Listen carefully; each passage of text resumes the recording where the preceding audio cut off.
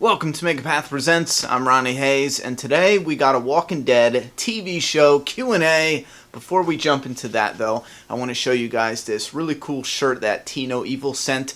I was supposed to show this off in the map mail. It's coming because they sent 2 shirts, but I freaking love this thing. You got Negan, Dragon, Rickoff, and it's like a Monopoly card. But I'll leave a link down in the video description, and I'm going to post the map mail video tomorrow, I think. And also, if you're a figure collector for The Walking Dead, they got new figures. There's a new Lucille bat. This one's covered in blood. I know we all saw that coming, but it looks damn awesome. They have a Dwight 7-inch figure, a Negan 7-inch, a Negan 5-inch, 2-pack with a Glenn 5-inch. Now, they didn't confirm it from what I can tell, but we can almost guarantee there's going to be a crushed Glenn skull, just like they did with the comic 2-pack. I think that's very awesome. We got a Negan 10-inch figure. We got a Sasha figure they announced a while back.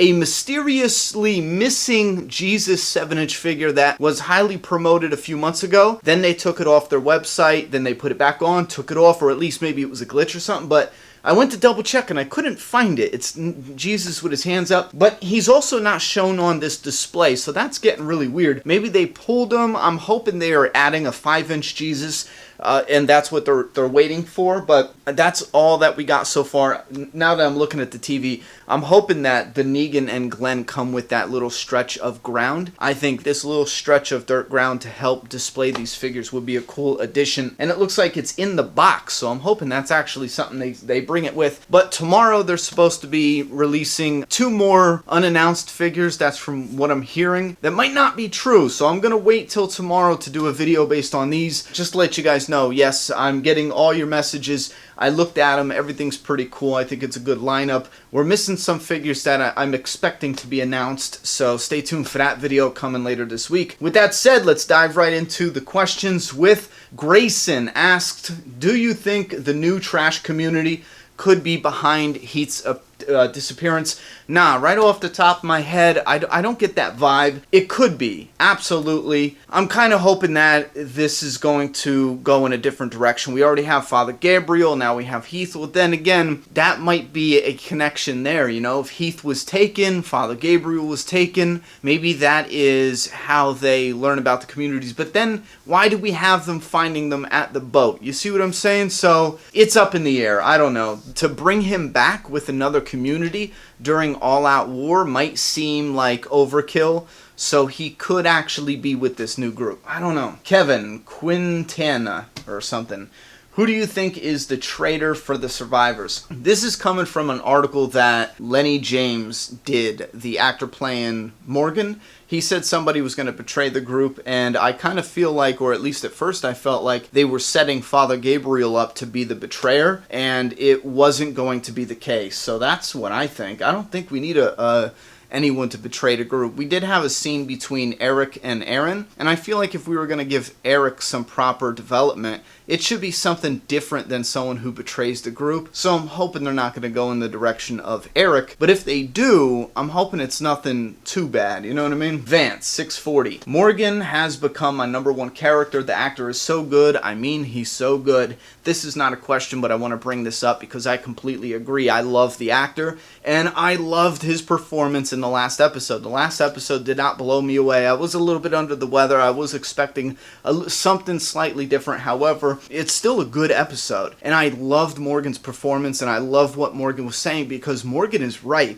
and I'm shocked by how many comic book fans listened to what Morgan said and still turned around and said, oh, come on, Morgan, get with the damn program. Morgan is definitely right. You have a better chance at taking out the leader and then seeing how everything falls into place than you do going to war and conquering everybody. Morgan's way of thinking is the best. If you could take out Negan by any means, take out Negan. If someone rises up in his place, okay, let's handle that. From the jump, we might lose less people if we just take out the leader, you know what I mean? We might have a better platform to negotiate if we take Negan out, lock him up in a cell, and then negotiate between the communities. I stand with Morgan. I think he has the best plan to get the least amount of people killed. Matthew Robles. I think Daryl said that was because, wait, what? Michael said line him up. Oh, alright, yeah, I did not like when Daryl said in the last episode, oh, let's get out of here, this is bullshit. I still don't like it. I still think it's a dumb thing for that character to say. And I think it was a fantastic attempt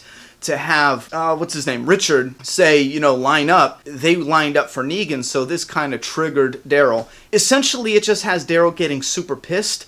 I would have thought that would have been a more fantastic way than having Daryl go, okay, let's leave. We're out of here. Because again, yes, he is being triggered by what Richard is saying, but in the same strength, I want to see that killer Daryl come out of him as if he has blinders on. You know what I mean? He hears line up, and he's a threatened animal, and he's going to go for the throat. That's the Daryl I wanted. I think that fits perfectly with the situation, with the character, with the pain and the torment, while Daryl, you know, is filling up with this rage, and his eyes are just burning. He's, you know, burning holes through Richard. He's about to spring in and attack.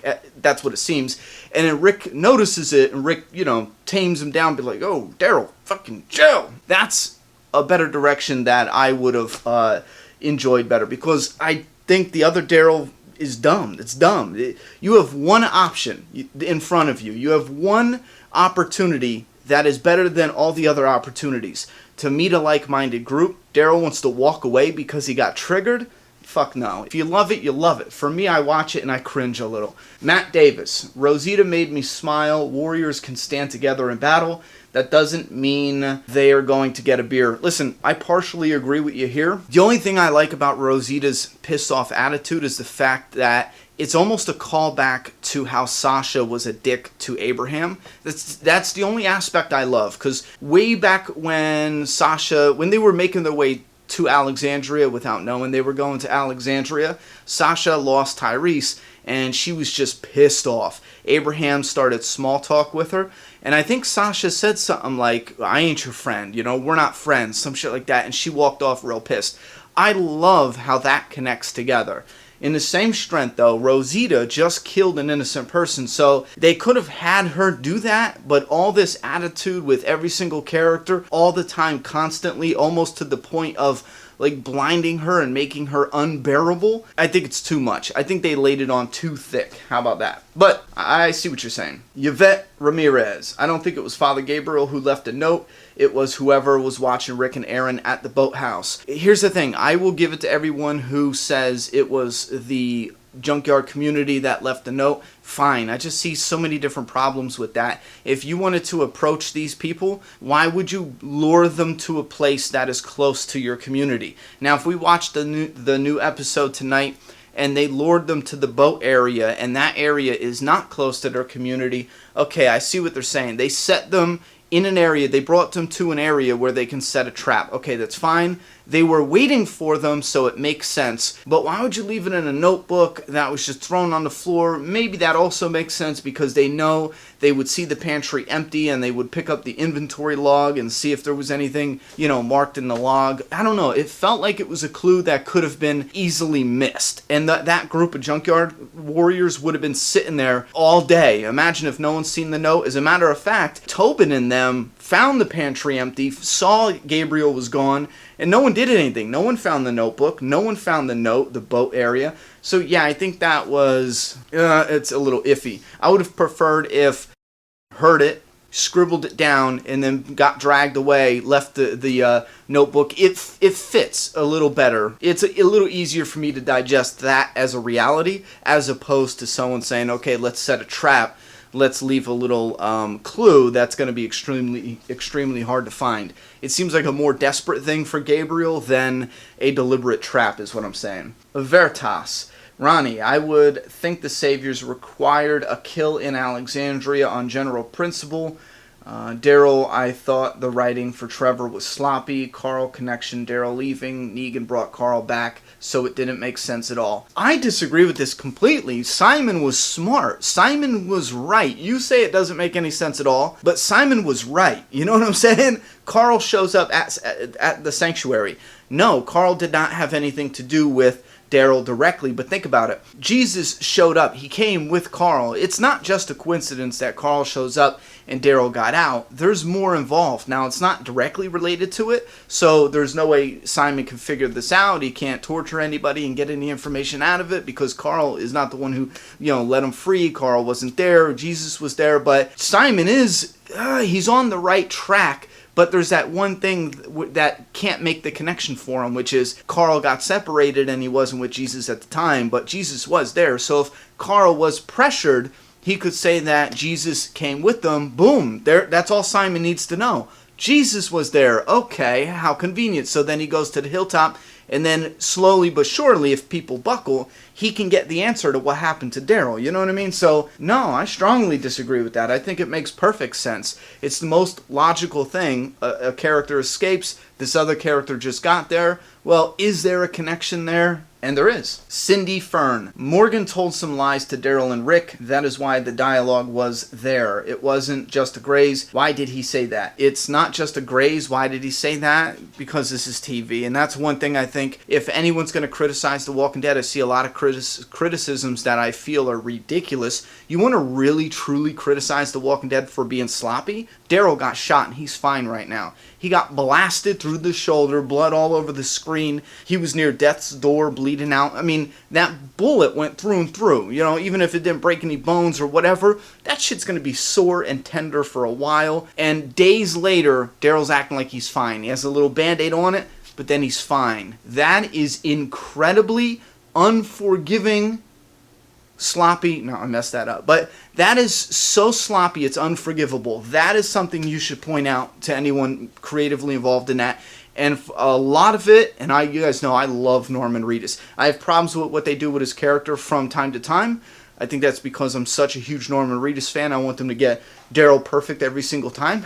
But I 80% blame the actor for that. This is your one character. You should always know, okay, it's been a week, it's been 2 weeks. Oh man, he's going to be, what's the word I'm looking for? He's going to be babying that wounded area. And when the directors come, the new directors, when the writers come, he needs to be reminding them, yo, don't forget, he got blasted there. That shit's going to be a little weak. So then maybe he shoots with this side. Maybe he even shows pain or grunting. Maybe you even show somebody changing the gauze.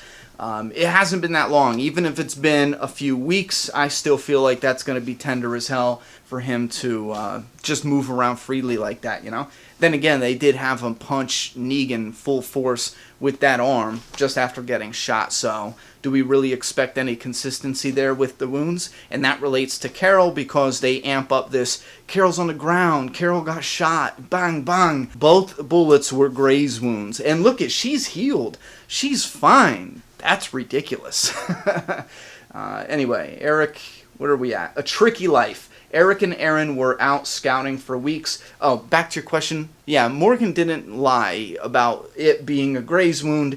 It was just a graze. That's why he said that. And he said that because it's just artificial tension built up by sloppy writing and storytelling. If they want to shoot Carol, shoot her. Have her heal, work that into the story. Don't just say we want her to heal fast so then we can have a Carol who's at 100% in the story. No, have a Carol who's at 30-40% in the story. It's better storytelling that way, you know what I mean? A Tricky Life. Eric and Aaron were out scouting for weeks at a time since the beginning of the apocalypse. How the fuck did they never see these huge ass groups of people? Yeah, this is another flaw. Now, in the comic book, it is easily explained. I can explain that easily because if the Hilltop's here, if the Kingdom's here, and if Aaron, you ever walk out your house, we hop in cars, we drive all around because the world is functioning, you know what I mean? Even still, with vehicles and going here and here, there's neighborhoods, there's areas, there's sections, and I've lived in this area for 4 years now. There's sections that I've never gone to. There's side roads, back streets I've never gone to. And if you're scavenging and if you're out on foot or in vehicles and you got to really pay attention to how far you go, where you go, it's so big, it's so vast that even going out scavenging for a year, you're still going to have areas that you never went to. But The Walking Dead is making bigger communities with the Junkyard Group, Negan warring with all these different communities, having all these communities running around gathering supplies for Negan. AMC, I feel, may have shot themselves in the foot. That also, I will give that to anybody who wants to criticize The Walking Dead for sloppy writing. That is sloppy writing, because as Aaron and Heath and all these other scavenger groups are going out, they are bound to run into other groups who are scavenging for Negan. However, if they got super lucky and all these groups were here scavenging this way, and Alexandria was here scavenging this way, that's how I'm going to look at it. That way it's not always dwelling on my mind. But yes, if you do criticize that, I'm not going to argue. It's a little bit sloppy. If they make maps and kind of do little diagrams, that might make it a little easier to swallow. There's no name here, but it says, I think this is why not a lot of people are enjoying The Walking Dead lately. They're sacrificing realism for comic book accuracy. One thing that made The Walking Dead so brilliant during Season 1 was how grounded and realistic it was. I will strongly disagree with this here completely, because there's a ton from Season 1 that is comic book accurate. I mean, incredibly accurate, you know what I mean? And some of the most unrealistic stuff on the show is stuff that is nowhere near the comic book material. So yeah, I'm going to strongly disagree. Like the stuff with the car and the metal cable and all that, nothing like that's in the comic book, if that's what you're going with, because that was the most recent one. There's a ton of stuff from Season 1 that was definitely in the comic. The Vatos, the CDC, some of the stuff I don't like the most was actually stuff that was new to the story. But that's a whole nother big discussion for a different day. Let me know what you guys think about that, because I think Season 1 was great, and a lot of it was directly pulled from the comic. Oh my god, these fucking names. Weird-er-in.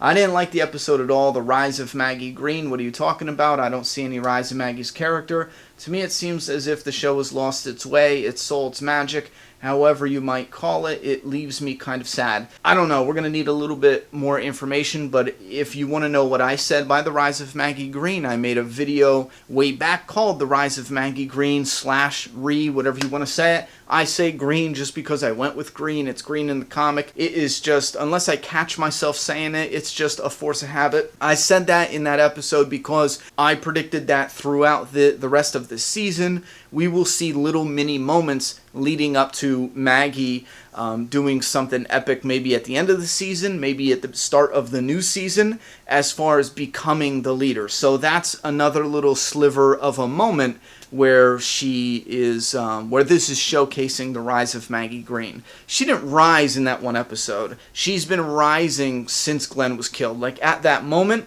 this has been the rise of Maggie Greene's story. So when I say that, I don't mean this one moment where these people come to her and Enid and whatever. I mean, here's another little piece to add to that story, the rise of Maggie Greene, you know what I mean? Chris in Cremona. It's really getting annoying how TV fans are nitpicking every fucking second of the show. How fans, not TV fans, he just said fans.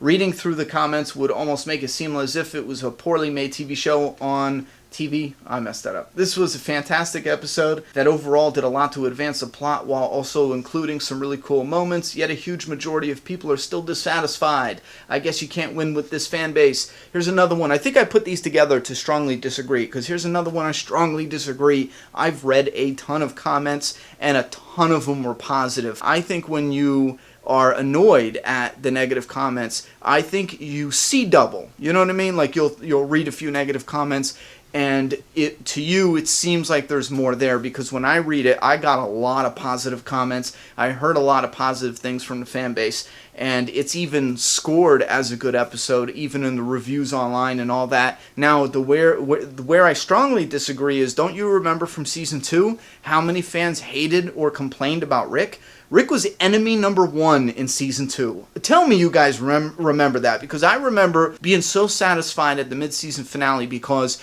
so many fans were shitting on Rick Grimes so hard, and he was my all-time favorite character.